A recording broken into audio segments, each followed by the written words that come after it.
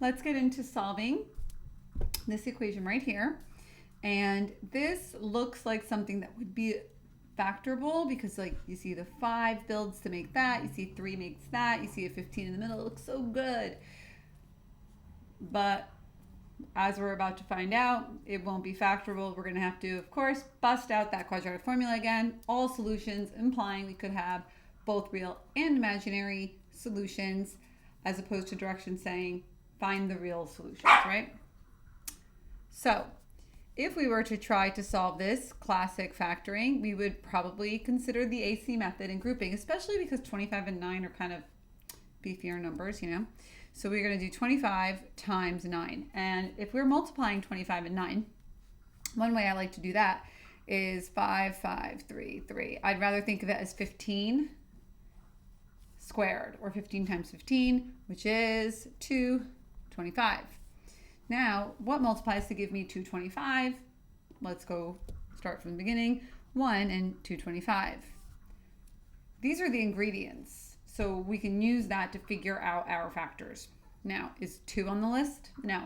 Is 3? Yes. 3 times 75. Sorry, my animal's playing. Is 4 on the list? No. Is 5? Yes. 3, 3, 9 times 5, 45. Sorry.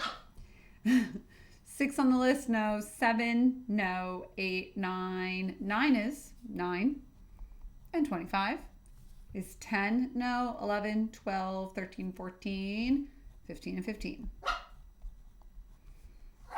Find a pair of numbers on this list that add or subtract to give me, oh my gosh, she's a maniac, I'm so sorry. Negative 15, no dice, nothing works. So what are we going to resort to? Quadratic formula. Let's set that up. X equals negative b plus minus square root of b squared minus 4ac all over 2a. So a is 25, b is negative 15, and c is 9. So we're going to get going filling that in, but I'll be right back.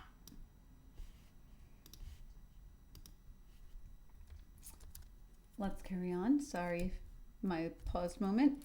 So we're going to jump into the quadratic formula now. The numbers are bigger, so we're going to, I'll see about kind of showing you a bit of a trick in simplifying radicals using my favorite thing ever, prime factorization, factor trees, factoring, in general, instead of fully multiplying and combining like terms and getting a negative number and then trying to find a perfect square. I have like a little bit of a workaround, so buckle up, let's go. So we got x equals negative b is going to be 15 plus and minus the square root. B squared is negative 15 squared minus 4. Oh boy, I'll squeeze this. We'll close that there. A is 25. And C is 9. So sorry. All over, sorry, I'm also on the little edge slip of paper over there. All over 2 times 25. All right. Now, I guess what I could do to really highlight why my little workaround is so useful is I can work it out the traditional way, show you the obnoxious numbers, and then I can work it out kind of the sneaky way, right? So, traditional way, x equals 15 plus minus the square root of, okay, negative 15 squared, that's going to be 225 minus, I guess this one's not that bad, but keep in mind, sometimes the numbers are way grosser, right? So grosser, more gross. 4 times 25 is 100 times 9 is 900. So minus 900, right, over 50. 225 minus 900, well, 225 minus well, I would do it the other way, right? 900 minus 225, so 900 minus 200 is 700. Take away 25 more, so 675, but it's going to be negative. So let's just do this one, do a little differently this time. 15 plus minus square root of negative 675 over 50. Now, what perfect square goes into 675? For starters, I know 25 does. Think of 25 cents. We can make $6.75 with quarters, right?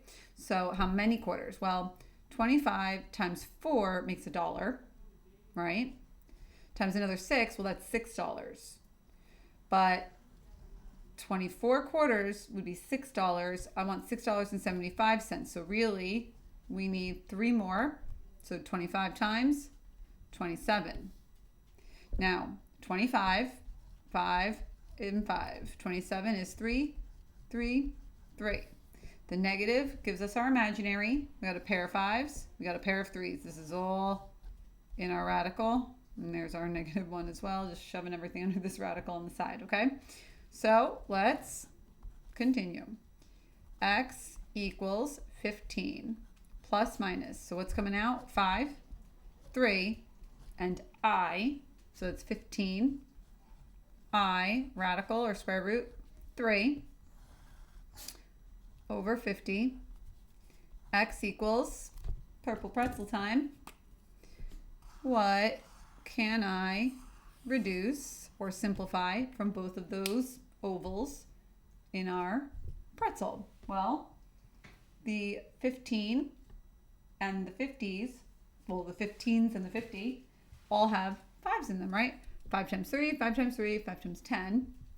So we can knock a 5 out of everybody. What's that leaving us with? 3 plus minus 3 I square root 3 all over 10. Now, if you did that along with me, I'm sure it seemed a little bit easier. If you did it more so by yourself and you're not using a calculator, hopefully we realize it is a little annoying and obnoxious. And if the numbers aren't as round, we were fortunate to get this 4 and 25 situation here where it gave us 100 times 9 is 900. And then these were kind of round numbers. Won't always be that way, right? 8s and 7s to powers, they're annoying. So what could we do in that type of a situation? How can we kind of work around that problem? Well, I'm going to pick up from this step over here, okay? And I'm going to show you a different way of looking at it. So I have x equals 15 plus minus. I'm just going to write it on this next page. So I have x equals 15 plus minus radical. Now, negative 15 squared. One thing that's important in making our life a little easier is whether it's a negative 15 or a positive 15, 15 squared is the same as negative 15 squared. It's going to become positive because that negative is inside what's being squared. Minus 4 times a, which was 25, times c, which was 9, all over 50.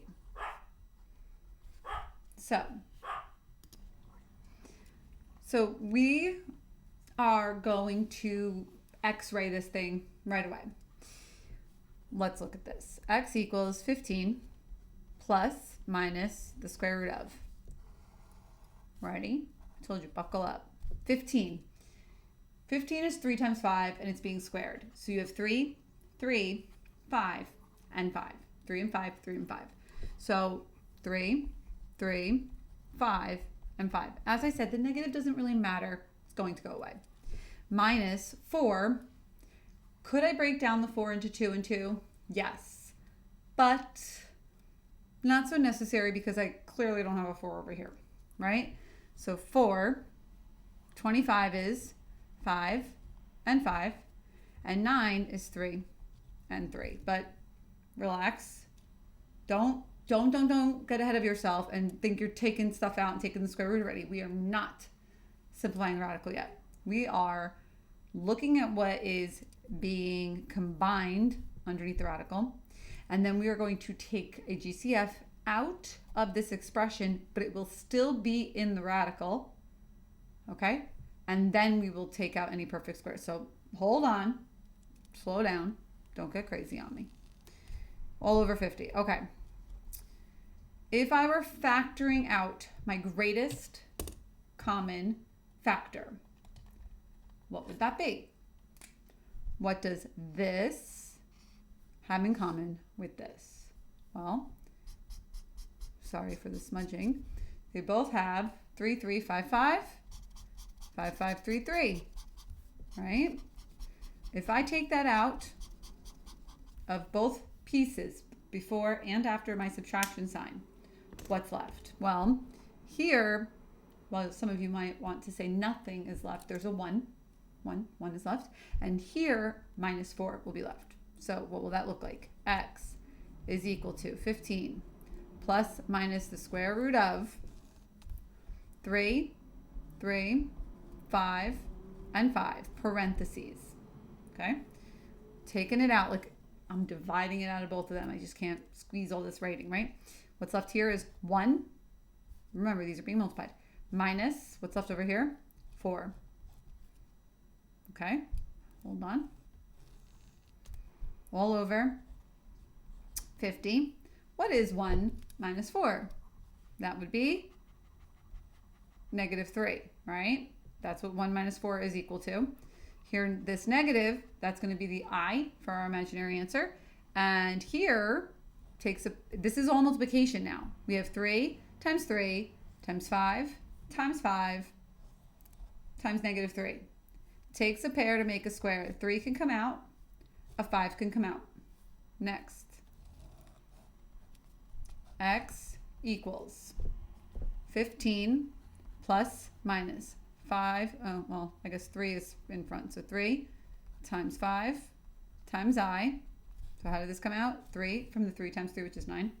5 from the 5 times 5, which is 25. I from the negative, square root or radical. What's left? Just the 3. This 3 right here. Only thing left inside. All over 50. I understand many of you would maybe consolidate a little bit more, but if you don't think you're going to do this right, correctly, don't do it. But if you got this, you could avoid multiplying big numbers and just start pulling pieces out, you know? 15 plus minus 15 I root 3 over 50. Make sure this line is long enough. And we're still going to knock the 5 out of both parts of my little pretzel over here, right? So by knocking out that 5 from everyone, x equals, take a 5 out, we got 3 plus minus 3, I root 3 all over 10. And there you have it. That's my little trickaroo for simplifying the discriminant when I have not so kind numbers underneath the radical and I don't have a calculator and I just have to get it done, right? So if you think that that's something you could wrap your mind around, maybe try it on a different example. Maybe come back to this example and try it on your own and then watch the video and make sure you did it correctly. And I hope you get it. If you understand, let me know in some way, shape, or form. Let me know that like you get it and you are going to try it and you think you can do it. If you're like, you're a crazy lady, why are you even showing me this? I'm never going to do this. Then put a thumbs down on the video. I don't care. Okay? I care, but I don't care. So click the next video if it's something that looks good to you, or go to the playlist if you think there's maybe something else that's more appealing to you. And I wish you all the best on your endeavor. All right? Adios.